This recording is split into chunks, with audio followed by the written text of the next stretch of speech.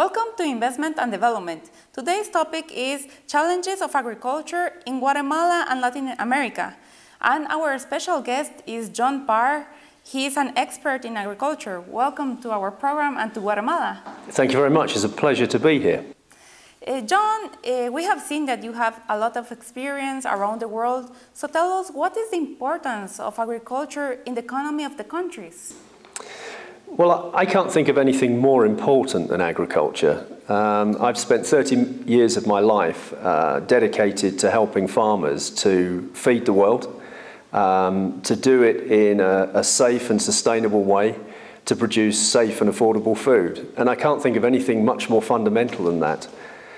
But even more so, farmers are the custodians of the land, and they need to hand that land on to future generations to be able to do the same things for the population in the future. And today it's a fact that farming uses 70% of the world's clean water, and farming has a huge role to play in retaining carbon dioxide and avoiding climate control. So with all of those major issues in play, farming is absolutely at the top of the world's importance and priority list. Yes, it's very important, and it's important too to have a good management of the resources to make it sustainable and to leave it for our future generations. In Guatemala, the agriculture represents the 15% of the gross domestic product. But here in Guatemala, we have a lot of resources, and we should be in a better position globally. So what are the challenges that we affront around the world? Well, it's very interesting the way you put that. I think that the climate here is actually on the side of farmers. It's very friendly towards agriculture. Of course, it has its moments when it lets us down and disappoints us. That's what climate does. But fundamentally, it's a very good agronomic environment.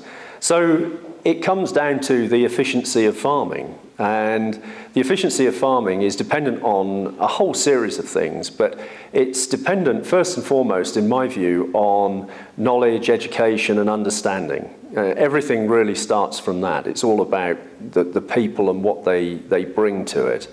But beyond that, it's the right use of technology, the appropriate use of technology in farming, not too much, not too little.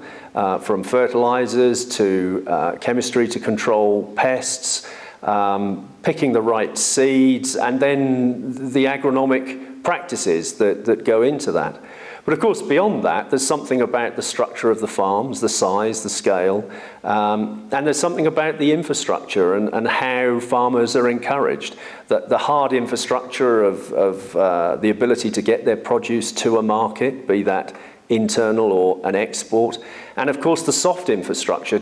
Do they have access to loans and financing in order to farm in a modern and efficient way? So the way the whole system comes together is critically important in determining the efficiency of farming. But for sure, farming is critically important to Guatemala, to its economy, but it goes beyond gross domestic product. It's about the vitalism of the rural economy, the rural environment. If farmers are productive and happy and making money, then it reduces migration to the cities and migration beyond that. It has so many different important factors that it's absolutely worth taking care of. And as I understand it, something like 30% of people are attached to the land in Guatemala, and actually it's one of the countries in the world where less than 50% of the people are living in cities. And making farming successful is critical to maintaining those balances, and is therefore a political issue as well as a social issue. Totally, and we can increase our economy. But how can we approach those challenges and make them opportunities? Well, that's a great question. There's many, many different farming systems, and I don't speak for one versus another, but what they all have in common is that, as I said, education and knowledge is critical. So I think finding ways to raise the level of knowledge and skill of the farming community is fundamental. So this relates to education, to agricultural university capabilities. It relates to having systems within agriculture that enable best practice learning to be shared. So, I'm familiar in many parts of the world with a system. It tends to be quite a casual system at times, but where you have particularly progressive farmers who become the centre of expertise for the whole village or for the whole area, and others will come to see how farming practice has developed in those farms that are sort of super farms. This is a great way of multiplying the knowledge and the capability. In other countries, I've seen systems where you have cooperatives of farmers. So farmers will come together. They will jointly fund a sort of supervisory level that maybe provides them with technology. It may well purchase the produce that they're generating and sell it for them. But it creates, if you like, a supervisory layer over the top of the farms that helps them to be more efficient, more effective, and it can also bring knowledge and education into the farming environment as well. So that's another approach to it. And then I've seen in many countries the government actually pays for agronomist services to be available. And in other places I've seen that as a private sector activity. But all of these things have one thing in common, and that is that they're bringing the service of knowledge, of expertise, and in some cases resources to the farmers, be that loans, financing, be that technology inputs, be that the best available seeds, that is the starting point for everything that farmers do typically. So we have to help our farmers to be better and give them the right information. But farmers invest a lot of time, a lot of money, and sometimes they don't have the productivity that they should have. This is right, and of course, if you can help farmers to start to become more productive, it becomes a virtuous circle. Because if you take subsistence farmers, which I'm familiar with in many parts of the world, where basically they grow just about enough to feed their family, then there's no surplus, and it's a closed loop system. And of course, if the weather lets them down, it can be a disaster, because everything is so finely balanced. So the objective for subsistence farmers is really to increase their productivity, to start producing a surplus. And then they have something to sell, which creates the opportunity for them to reinvest. And sometimes it's the case that governments are able to provide a little bit of extra incentive or a little bit of extra help with subsidized loans.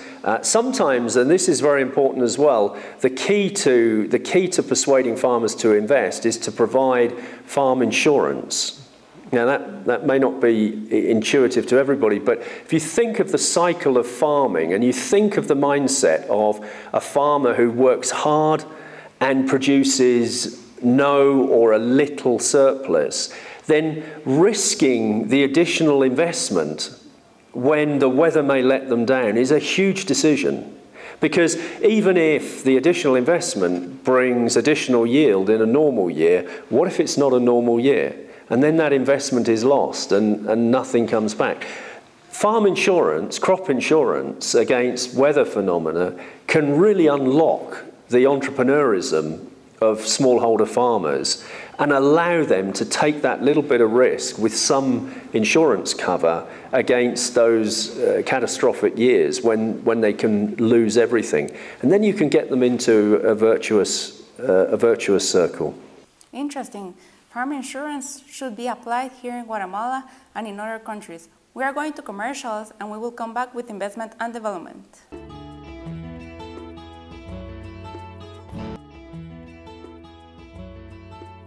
We continue with investment and development.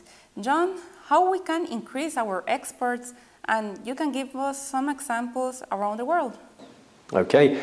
Well, exporting crops, it starts with needing to identify consumers and export markets. And this can be a complicated thing. Today, it's a fact that for commodity products, China is the biggest importer. And this comes from just the sheer dynamic that China has something like 22% of the world's population and only 7% of the world's arable land. So China's a very important driver in terms of commodity imports. Now, of course, that speaks to commodities, but on the other hand, there's a lot of specialty crops, and China's still a big importer of those, but then as well from here, heading north, North America, the US is a really important market, and heading across the pond, you get the European markets. One of the things that is increasingly challenging for exporters of high-value crops is the whole question of managing the residues of chemistry that's used to protect the crop during its growing cycle. So the business of exporting crops has become very complicated. It's important that you're in control of your farming, you can guarantee the quality of the produce that you have, and that you can do that in a reliable way and that you understand the market that you're exporting to. And for this reason, exportation tends to be something that happens from the bigger, more sophisticated farms. And one of the big challenges for smallholder farmers the world over is how to have their crop aggregated so that they can participate in those valuable export markets. And it's not easy. Yes. And about small farmers, how they can go to agricultural fairs. Sometimes they don't have the money investment to do it, how they can be promoted there and be open globally. Yeah, well, agricultural fairs vary the world over. I mean, I've seen some absolutely enormous fairs that happen on an annual basis, and they bring every aspect of agriculture together. And I've seen some very small local fairs run as well. And of course, the extreme local fair is just where you have leading farmers who open up their farm to their neighbours to come and learn and see what's going on. But I'm not sure that agricultural fairs are necessarily the best route for identifying export markets, although I would say this is not my specialist subject. But what I do think is that in the case of Guatemala, it would be very interesting if the whole business of identifying export market opportunities became a priority for your embassy people around the world. And one of the problems that agriculture has is a lack of understanding. So the more people, the more influential people, be it ambassadors or others, that can participate in understanding how agriculture works and how the markets work, the better. Because in the end, it's all about contacts and understanding and connection.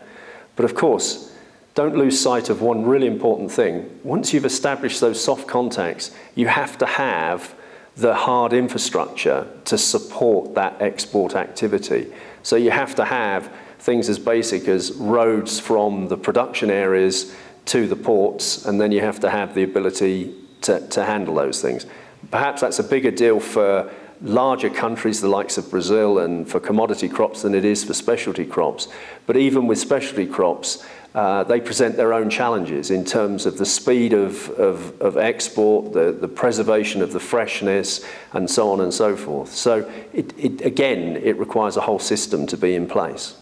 Yes, and small farmers, they can unify too to accomplish the demand around the world too. So in your experience, what countries can be an example for Guatemala that have been successful in agriculture topic? Well, it's very difficult for me to identify countries and say that's what you should copy, because every country is unique. But I'll try to pick out some examples that don't represent whole solutions at all. In my company, we have a project that we're really proud of that we call New Coffee. And we formed a small company to the side of Syngenta in Brazil, where we work with smallholder producers of coffee, and we tell them, show them how to produce coffee to a high quality, and we provide them with some of the technology inputs that they need.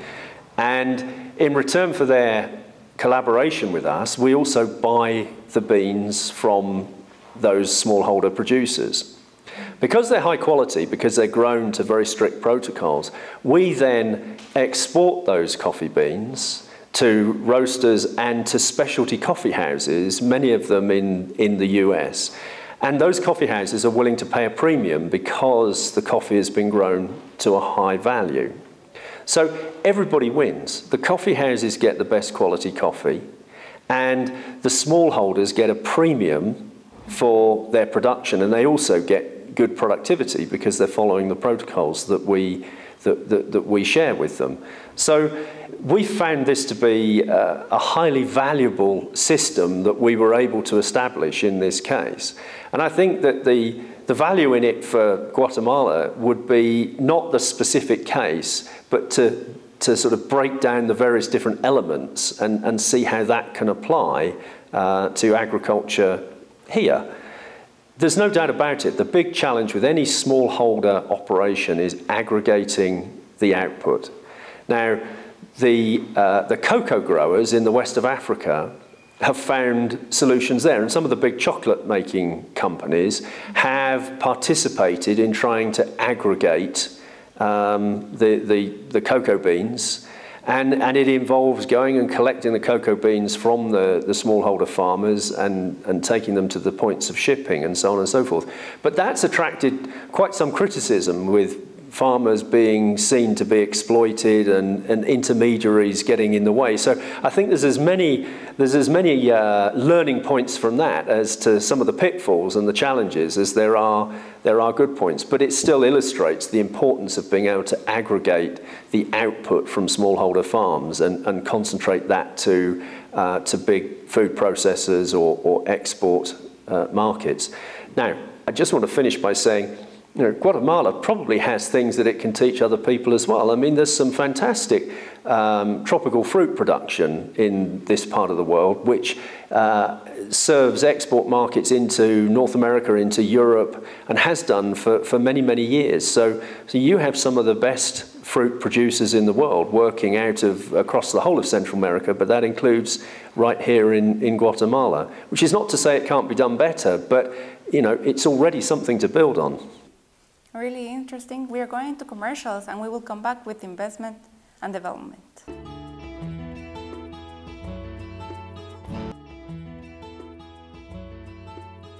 We continue with investment and development. John, what is making the foundation to help small farmers? Well, many years ago, Syngenta established what we call our Foundation for Sustainable Agriculture, and it's basically a charitable organization. It was funded largely by Syngenta, but it's run independently of Syngenta.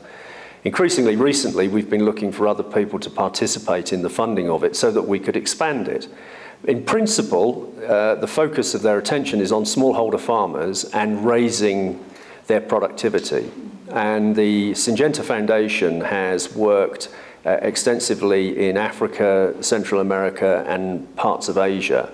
And they have worked very closely with smallholder farmers, very often piloting schemes that address many of the issues that we've talked about in this interview until now. So we have, for example, piloted insurance schemes in Africa, which we found to be very, very valuable to smallholders.